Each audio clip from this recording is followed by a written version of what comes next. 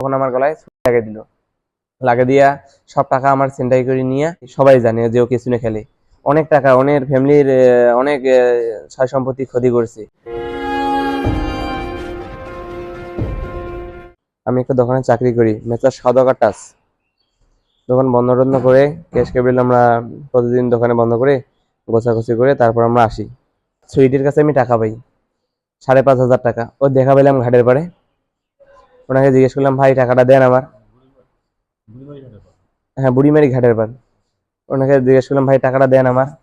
উনি বলতেছে, ভাই আমার তো আপাতত টাকা নাই, তোমার কিছু টাকা থাকলে আমাকে ধার দাও। আমি বলছি, না ভাই, আমার পক্ষে আর সম্ভব না, এগুলো মানুষের টাকা, দোকানের টাকা, আমি গেলে কালকে আমার কাছে হিসাব নিবে। তখন উনি বলতেছে, তা আমার বাসায় টাকা আছে, চলো আমার বাসায় যা, তোমার টাকা দিয়ে দিবো। আচ্ছা চলেন। তখন আমার গাড়িতে চললো, বলছে আমার গাড়ি নিয়ে যাবো, চলেন। গাড়ি নিয়ে আসলাম, আমি চালাইতেছি, ও আমার পিছনে বসে আছে। হঠাৎ চলতে চলতে চলতে বাড়ি যখন এসে গেল, ভুট্টা বাড়ির সামনে কিন্তু আছে, ওই ভুট্টা বাড়ির সামনে হঠাৎ আমার, ওটা হচ্ছে মধ্য ইসলামপুরে, মধ্য ইসলামপুরে বাড়ির পাশেই। হঠাৎ, হ্যাঁ আমাদের বাড়ি ওর বাড়ি কিন্তু পাশাপাশি। হঠাৎ বাড়ির দিয়ে ভুট্টা বাড়ি যেগুলো আছে ওগুলা আমার হুট করে গলাটা চিপে ধরলো। পিছন থেকে আমি আর মোটরসাইকেল ড্রাইভ করতে পারছি না, গলাটা চিপে ধরেছে, আমি আর তো নরমালি কিছু করতে পারছি না। হঠাৎ পিছন পাশ থেকে সেরকম ভুকি, তখন তো আমি বাধ্যতামূলক গাড়ি ফেলে দিলাম। গাড়ি ফেলে দিয়ে আমি চিল্লা হাল্লা শুরু করলাম। তখন ও আমাকে সেরকম করে ইয়ে করিয়া ধেরে ভুট্টা বাড়ির দিকে নিয়ে যাইতেছি। আমি তো জোর জবরদস্তি করলাম, ইয়ে করলাম, অত ইয়া আমার মানে পিছন থেকে ধরছে, আমার কোনো শক্তি কুলাইতেছে না। তখন আমি সেরকম চিল্লাহাল্লা করলাম, ওদের বাসার লোক আসলো। আসি ওদের বাসার লোক দেখি এরা আরো বেশি ইয়া করতেছে, মানে আমাকে মারধর করতেছে। যখন আমি জোরে চিল্লাহাল্লা করলাম, তখন আমার গলায় ছুরি লাগিয়ে দিল।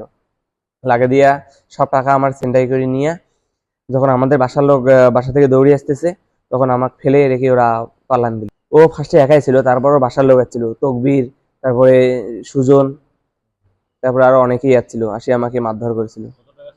আমার কাছে 1.5 লাখ টাকা ছিল।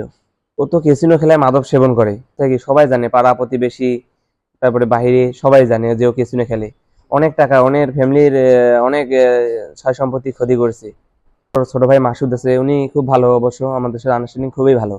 উনি আমাকে একদিন বারণ করছে, মামুন তুমি ওকে টাকা টুকা দিও না। ঠিক আছে ভাই, আমি তো ওকে টাকা টুকা দিব না। তো আমি নিজের বড় ভাইয়ের মতো দেখতাম, কিন্তু ও যে হুট করে আমার সাথে এরকম করবে, আমি এটা কখনো কল্পনা করতে পারিনি। আমি আইনের আশ্রয় নিয়েছি, অবশ্যই আমি সঠিক বিচার পাবো, আইনের প্রতি আমার আস্থা আছে। স্বাস্থ্য কমপ্লেক্সে ভর্তি করেছে এখানকার ইয়া নিয়ে, তারপর আমরা আইনের আশ্রয় নিয়েছি।